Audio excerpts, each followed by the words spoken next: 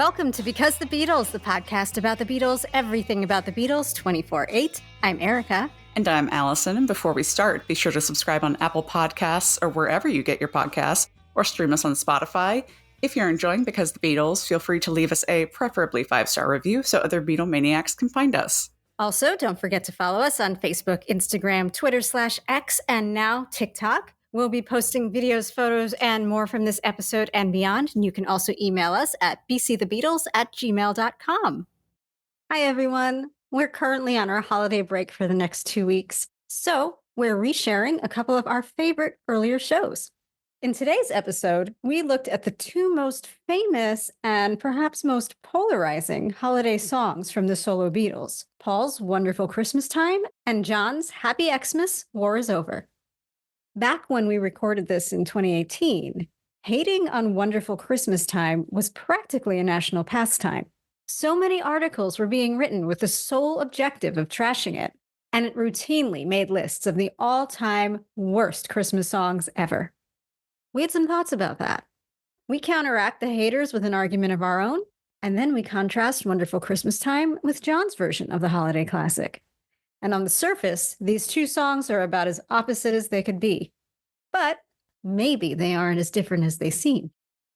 And because the events we talk about as current actually happened 5 years ago, we've included links to everything we reference in the show notes. So enjoy the episode, and happy Cribble to those who celebrate.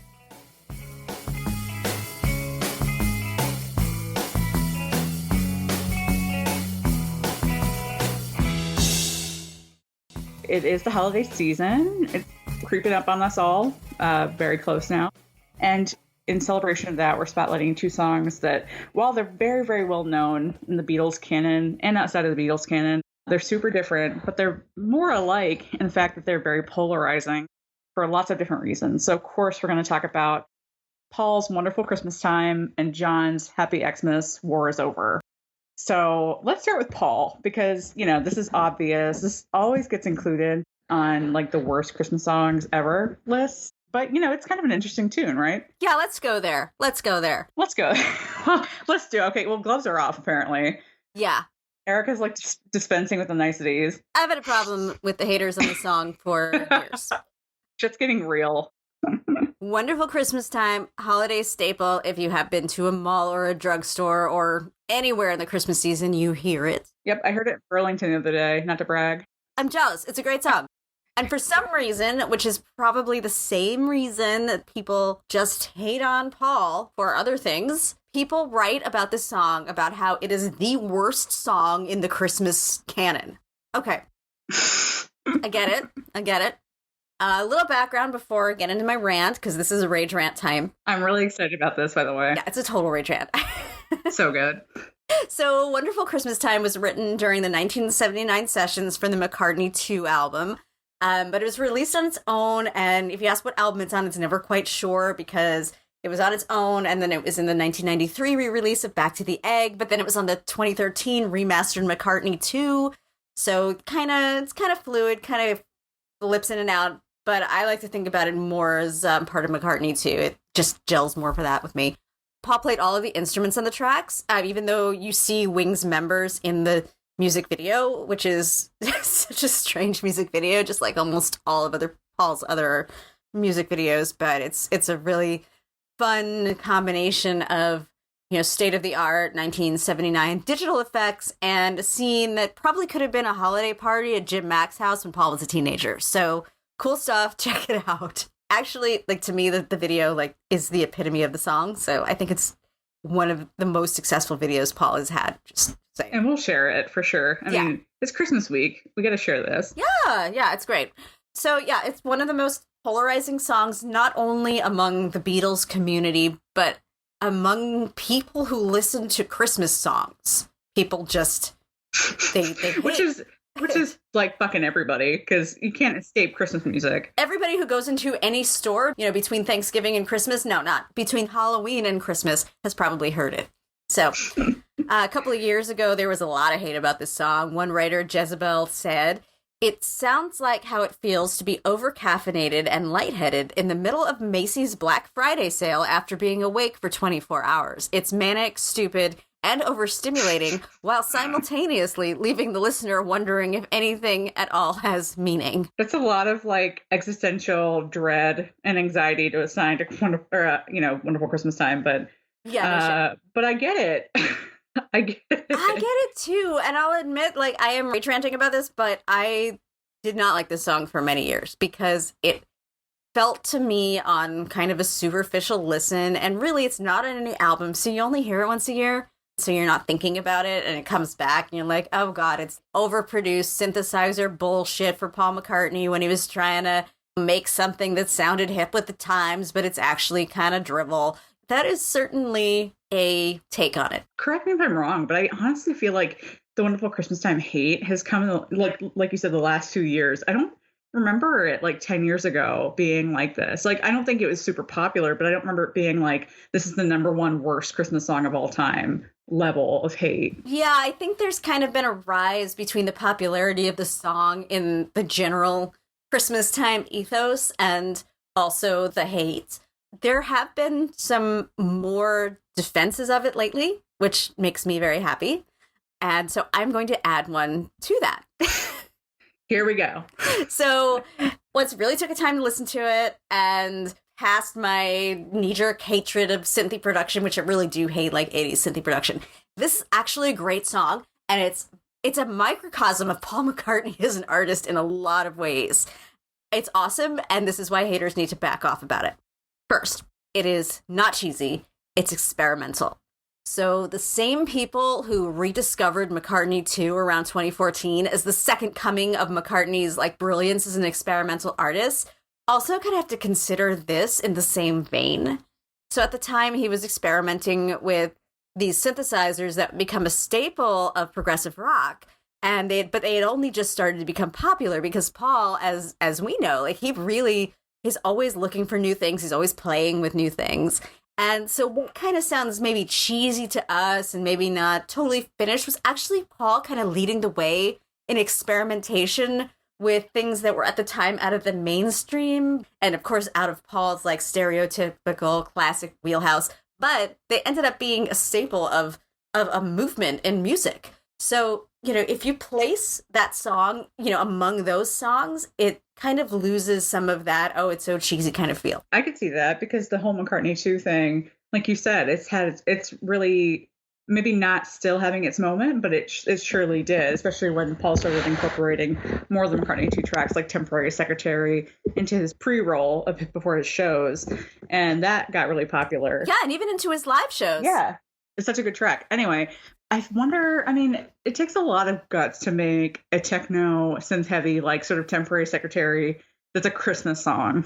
Like it's really funny. If you think about it in that context, like it totally frames that whole argument of Paul as an innovator. I think we have to add this to our Modern McCartney playlist if we do it again at the Fest for Beatles fans. Ooh, that's a good idea.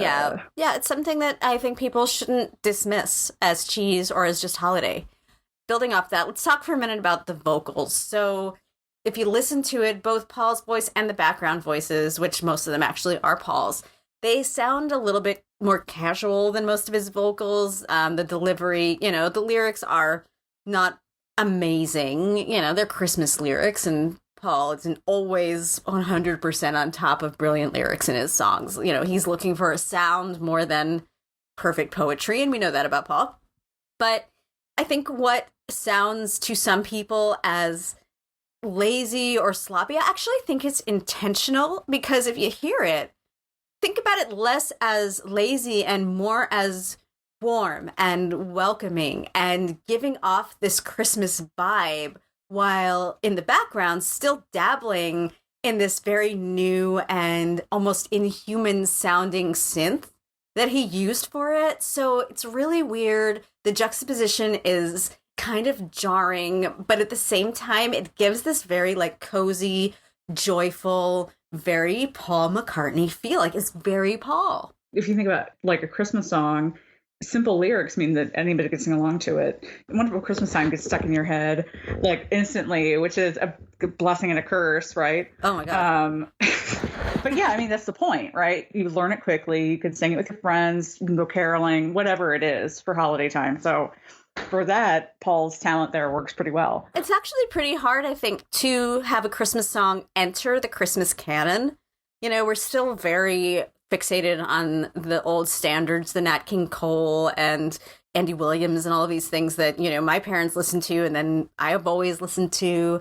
And some things have been added, like All I Want for Christmas Is You is now a staple from probably, the mid-90s, I think that showed up. Probably. It's not easy to get yourself into the Christmas canon, and this song made it there.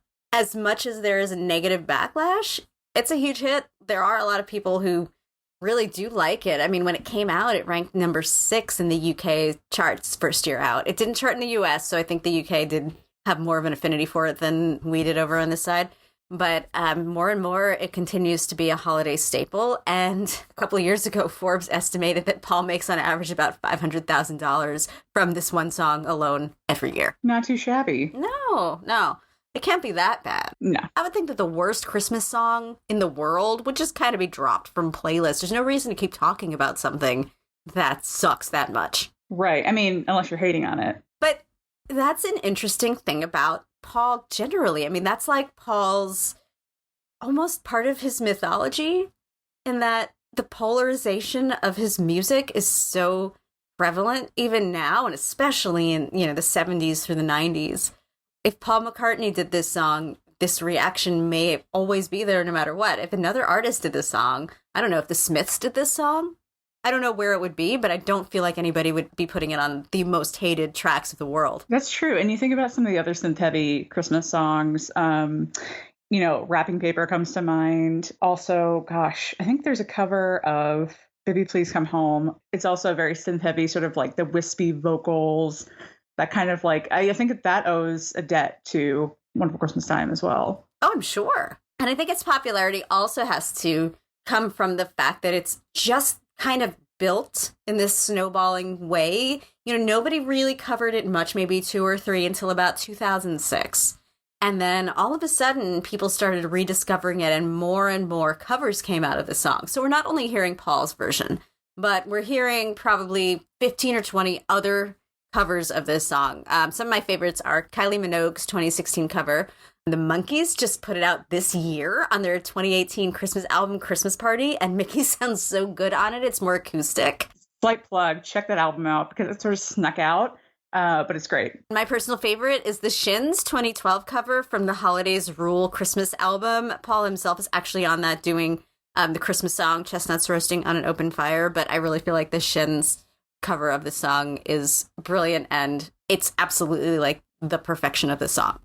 So it's still there. It's still everywhere in the public consciousness, not only from covers, but from Paul himself. It's a great song as it is, but when Paul brings it out live, it's wonderful. It's a sing-along. Like Allison, as you said, like everyone knows the words and it's so much fun. Just as we speak, like today, they did that. You know, he's still singing it in concerts. 4 days ago, he performed it in Liverpool, backed by kids from the Liverpool Institute of Performing Arts Choir. So it's still out there. You know, Paul himself is still doing it. And really, even if you do hate it, it's not by far Paul's worst Christmas song. For that, oh no, please see Rudolph the Red-Nosed Reggae. Yuck. Can we pretend that never existed? Yeah. Don't go Spotify that shit. Paul does not deserve your 0.001 cent for listening to Rudolph the Red-Nosed Reggae. If it's even on there, I hope not. It is. Oh God, no. It is. I had to check just to see if I was imagining that hellhole, but it's there. Yeah, right. I think that was like a fever dream. Yeah. What I will direct you to, though, is Paul singing at this week with the kids from the Lipa Choir. And it's so heartwarming. If you are Ebenezer Scrooge himself, I think you might learn to love the meaning of Christmas just by watching this. So. Aw, didn't he make it snow, too, during that performance? Yeah. Aw, that's so nice. They're really cute. Those are my arguments. I lay it out. Feel free to @ me. I would love to talk about this with anybody who's out there. I love this song. I'm open to hearing other arguments, but I'll fight you. That's funny. I mean, I know that you're a grand Paul apologist, as we always say. Yikes. Oh, yikes. Bazinga. But, you know, I can't believe you had me kind of defending Wonderful Christmas Time. No, I don't have that, like, visceral repulsion to it, because I think I got on the boat before it was cool to hate it. The first time I heard it, and this is embarrassing to say, but I think I heard it on now that's what I call Christmas compilation, probably 2000 or 2001, whatever, because I had just become a Beatles fan in 2000. So that would have been right around that time, I think.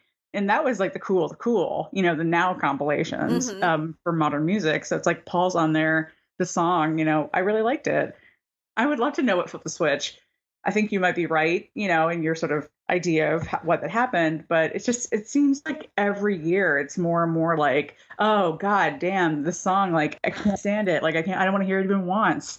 It's not that bad. Suck it up. But I'd like to say in the past couple of years, for every person who's out there hating it, there's at least 1.5 people who are saying, hey, wait, you know what? I'm going to look at this in light of some other things and kind of re-examine it. And I do feel like the tide is turning. And maybe that's because of the help that they get from all these covers, from all of the different ways that people see it out there. So from the Shins' 2012 cover to the Monkees to Kylie Minogue, it's just out there more in the ethos, and you're hearing it in different ways, which is, to me, another staple of Paul, that at the core of what Paul does, it is so classic that you can reimagine it. You can hear new things in it, but it's still that classically Paul at its core. And I think also what you just did is really important too, which is you frame it in context. When you put it with McCartney too, that changes the whole game, because then you're like, oh yeah, this makes sense. I don't know why, but I always tend to think of it as like pre-McCartney 2, where it makes even less sense because it's like in the Wings period, and I don't know why. Well, because it was part of the Back to the Egg sessions. Yeah, that's probably why I like kind of picture it in that gap. But when you put it later, then it's like, okay, yep, that makes sense. And I'm magically okay with it because that was Paul at that point. Yeah, and all of a sudden he's this crazy cool innovator. And how awesome is that? Maybe part of the reason too, like people maybe switching, coming around to it, it's like Paul is finally kind of getting his due. It's not just the cute one with the granny music, and like the little ditties, but he was the experimental Beatle, like way before anybody else. I'm going to bring it back to something that Rob Sheffield said in our last episode about Paul, which he says in his book, Dreaming the Beatles. And he says, tell me about your Paul McCartney and I'll tell you who you are. I'm paraphrasing that, but I would love to hear from the people who both love this song and hate this song.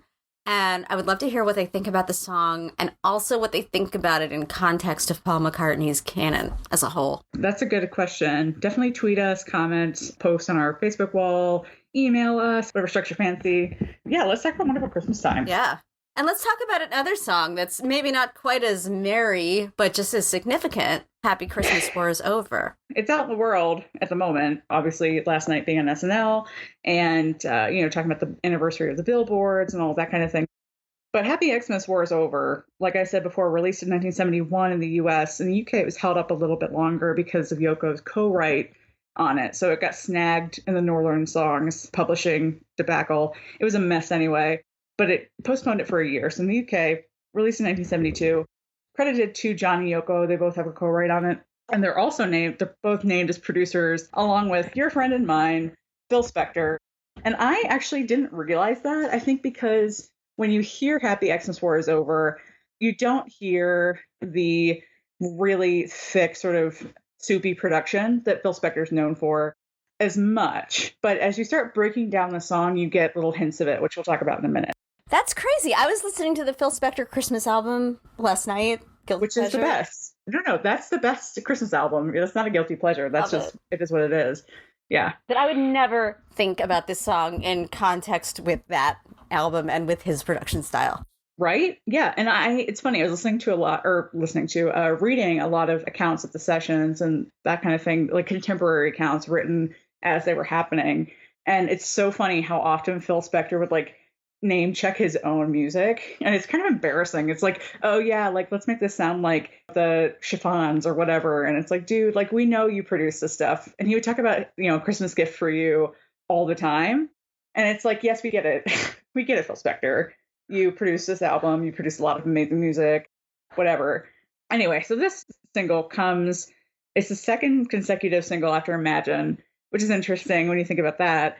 And it's sort of the little brother, I think of it as a little brother to Imagine, because John took a lesson from Imagine, which is you could take a message, frame it in this sort of ooey gooey he called it like a bit of honey song and get it to the people, make it palatable for the masses. So he wanted to do that again with Happy Xmas War is Over. And that's probably where he sort of was like, okay, I'm going to take this message that we came up with 2 years ago and put it out there as a song, make it like a nice little tune, and there we go. But at the same time, John, as he usually does, is very contradictory. And he said he wrote it because he, quote unquote, was sick of White Christmas. So whatever. It depends on which John you believe on which day. So a lot of people obviously have heard this track, but have you ever flipped over the single? I had not until today and heard Listen, the Snow is Falling on the B-side. It's a Yoko song. Yoko wrote it. She wrote it in 1968. The first song she ever showed to John when they got together. And it's actually really decent. It's a nice little Christmas song. Nothing really complex. Definitely has more of that Phil Spector production style if you're kind of hungry for that. Got tons of Christmas bells, sleigh bells. And there's a really great account written by a journalist who was there for the sessions about how aggressive she was in the production. And by that, I mean like bossing around the musicians and like really kind of heavy handing the vision for this song, which I think is kind of refreshing, especially when you're dealing with somebody like Phil Spector. The fact that Yoko and I could stand up to him. Good job, Yoko. So flip that over, take a listen. We'll post a link on our social so you can take a listen. So getting back to Happy Christmas. So background vocals were from the Harlem Community Choir, and apparently May Pang's on there somewhere as well. To teach these kids, a lot of them were 11, 12, 13 age range. John and Yoko taught them the lyrics using a blackboard, which is like one of the best mental images I've ever had of Johnny Yoko. And for the players, some of the usuals are there. Nicky Hopkins on piano, chimes and glockenspiel, Jim Keltner, old stalwart LA session musician on drums. Interestingly, Hugh McCracken, who was just on Ram at this point, was there. Originally, Klaus Foreman was supposed to play bass. Didn't get in time for Happy Xmas, but he did make it for Listen, the Snow is Falling. So he's on the B-side. The direction that John gave to the band was just pretend it's Christmas. And then one of the band members says, I'm Jewish. And so John says, well, pretend it's your birthday then, which is classic John Lennon. Of course, this is a direct protest song about Vietnam. That's pretty obvious. The tune, interestingly, is based on a traditional English ballad called Screwball. And there's a version of this, I think called Stew Ball by Peter, Paul and Mary that kind of closely matches this in the tune like frame. Oh, Stew Ball was a racehorse. Yes. Yep. That's it. You got it. Never made that connection before this. Yeah, right? I never thought about that. But it's funny because as I'm talking about Phil Spector sort of talking about his own work all the time, both John and Phil Spector said that it was loosely based on the Paris Sisters hit I Love How You Love Me, particularly the opening line, which if you think about it, in that song, it's a cappella done, I love how you, and the opening line of Happy Xmas is, so this is Christmas.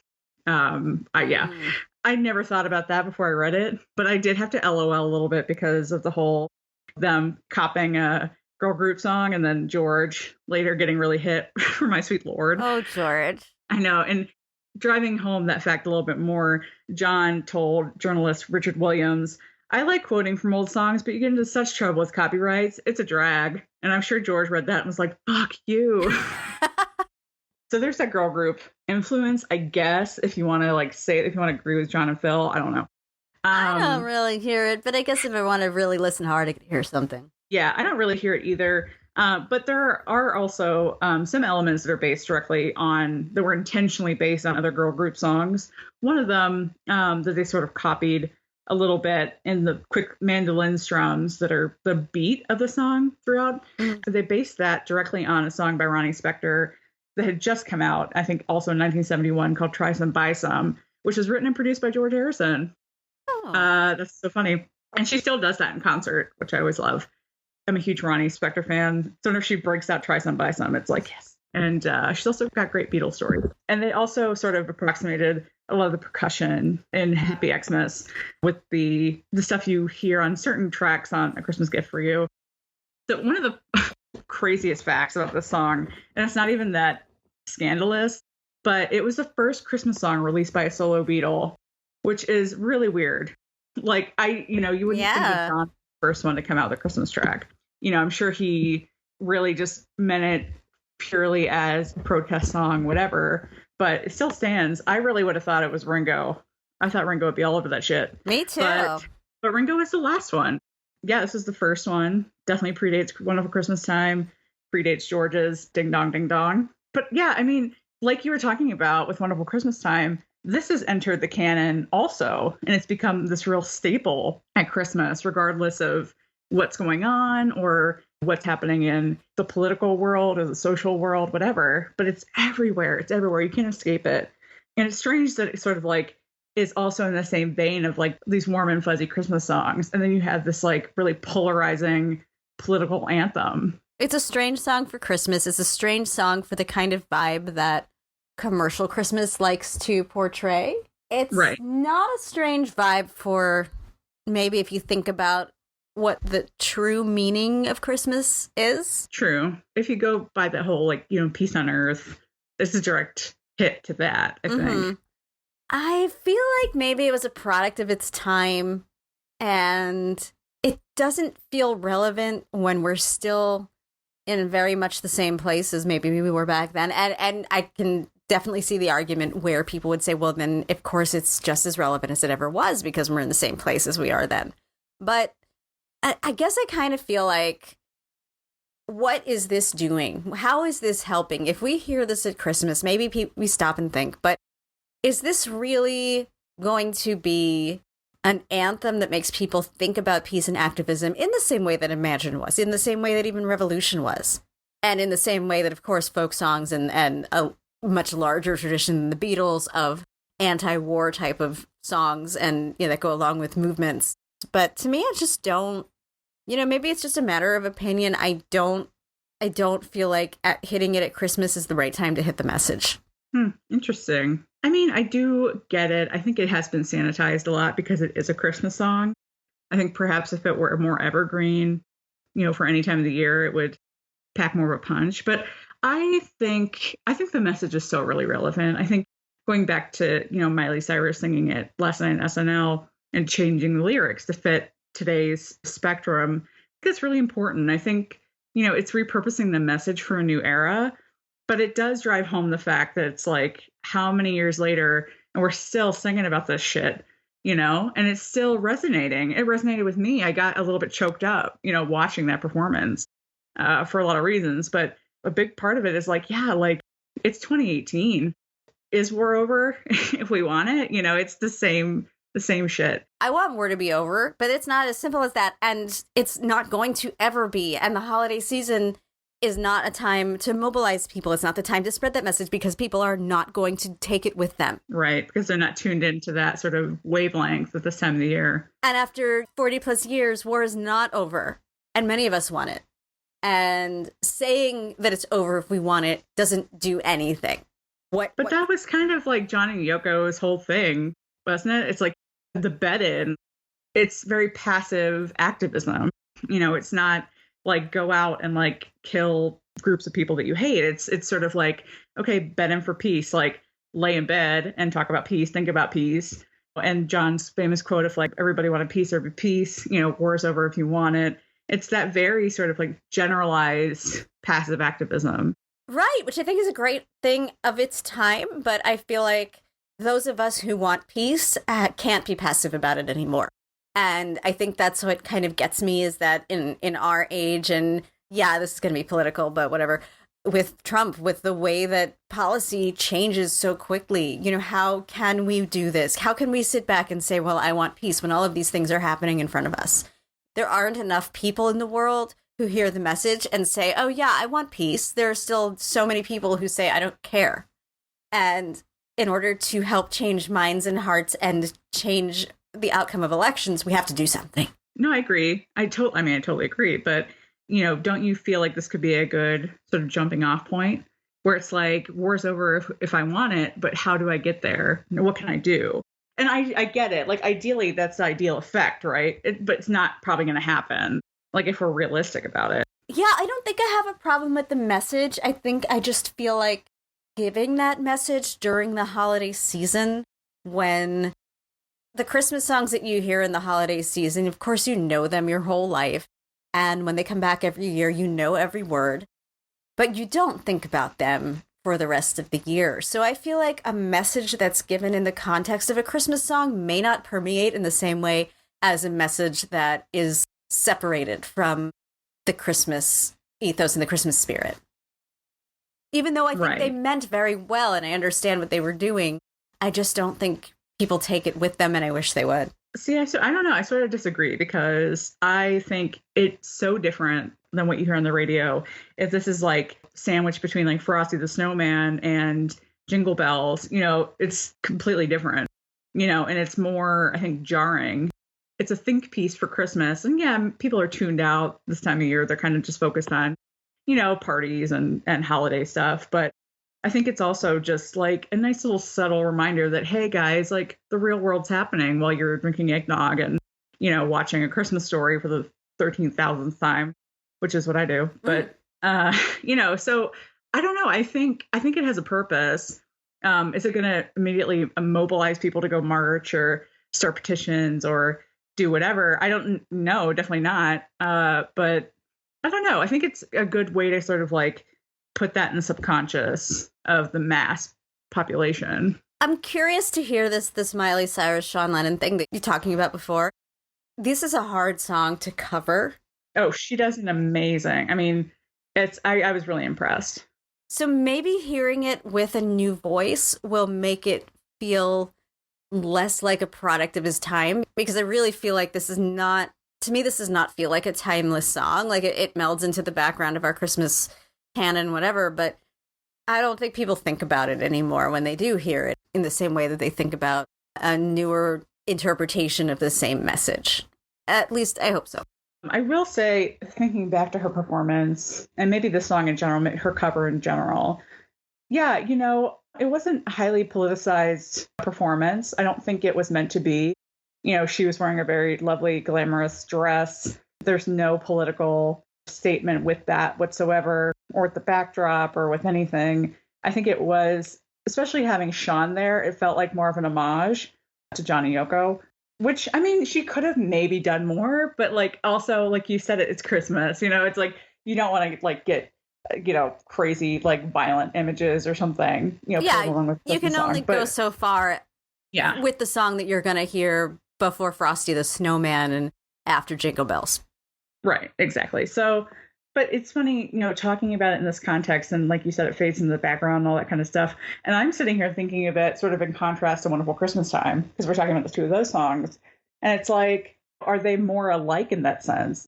I sort of think of Happy Xmas as more, I don't want to say important, but that's the word that comes to mind. No, yeah, totally. Like more important than Wonderful Christmas Time, but maybe it's not. Maybe they're both cut from the same cloth in that sort of sense, that they've become both very much products of their time. Anything that has the sound of its time in such almost an insular way, like if you think about it as opposed to like a Bing Crosby song, somehow that's gotten the moniker of timeless. And these songs have not. Neither of them have. You really hear 1970s, early 70s Vietnam War in this song. You really hear prog rock synthesizers in Wonderful Christmas Time. So maybe it has to do with the fact that they are not timeless, and that's okay that they're not timeless. They don't have to be timeless to always be around. For sure. But I think as you have people like the Shins or like Miley, kind of reimagining these songs, for newer generations and that kind of thing. It's like that gives them that timelessness, even if the subject matter or the composition or whatever isn't completely timeless. It still makes them have a longer shelf life and gives them more relevance for different groups of people, which is great. I think you need that with songs that don't fit into that classic timeless feel, and that, in order to keep this feeling modern, I think newer people have to approach it and try and put their own interpretation on it. Paul McCartney, he was maligned for this song, and even though there are still many people who classify it as the worst, there are still a few more people, I think, who classify it as a hidden gem. And I do think that is because of the efforts of people outside of Paul McCartney giving it a lift. Well, I think you'll be happy to know that although people do like to talk shit about Wonderful Christmas Time, they also like to talk shit about Happy Xmas, even though it's more sort of revered in general. I found a great comment from John, that's it, on Beatles Bible. And he said, "This song is spectacularly awful. This is about Happy Xmas. I hate it so much. I could swing a bag full of cats against a tree and that would sound better. I do not advocate for swinging cats against trees, but that made me LOL a little bit." Is funny. That is funny. I don't agree. I mean, because you could definitely, you would expect to see that like about Wonderful Christmas Time, no offense. But I've definitely seen that many times in different contexts about that song. But to see it about Happy Xmas is pretty funny. I do wonder if that has something to do with a little Yoko hate, because you can hear her singing. Probably. Yeah. I mean, everything John ever did is tinged with Yoko hate. Still, it's really fucked up. Yeah. But yeah, that's probably part of it. Well, anyway, so Happy Xmas, to wrap this up, didn't really get much traction upon release, but occasionally you'll catch it charting every once in a while, especially because Christmas falls so close with the anniversary of John's death. Sometimes it shoots up to the charts. It famously was number 2. Imagine it was number 1 right after John was murdered in 1980. So it has that little boost. Sadly, unfortunately, it does. It's still kind of out there. Like Wonderful Christmas Time. You'll hear them all the time. I'm sure we've all heard them already shopping. Oh, yeah. It's amazing that John and Paul are still kind of like out there in this context, even though, we were talking a little bit earlier about their songs, like Too Many People answered with How Do You Sleep or, whatever. Now it's like Christmas Bites. It's great. I think there's something to be said about John and Paul and the Beatles generally redefining almost anything they set foot into. And maybe in a way they redefine the definition of timeless. It's not the same as Bing Crosby, but we'll always have it with us, and we'll always have it to think about and argue about and love and hate because it came from their minds. I agree. I think that's a perfect way to sum this up. So enjoy Christmas, enjoy the holidays, happy Xmas, and have a wonderful Christmas time. Nice.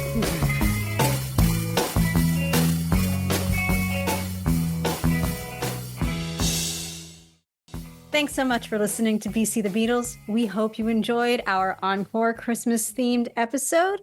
We'll release one more archive for New Year's week, and then we'll be back with all new episodes in 2024. Until then, as always, subscribe on Spotify, Apple Podcasts, wherever you're listening right now.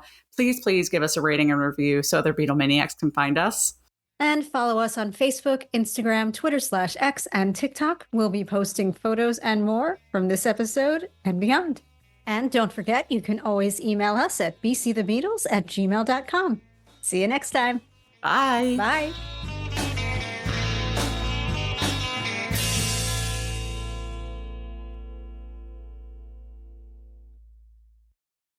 Gary Crimble to you, Gary Mimble to you, Gary Babel, dear Christmas, happy birthday, me too.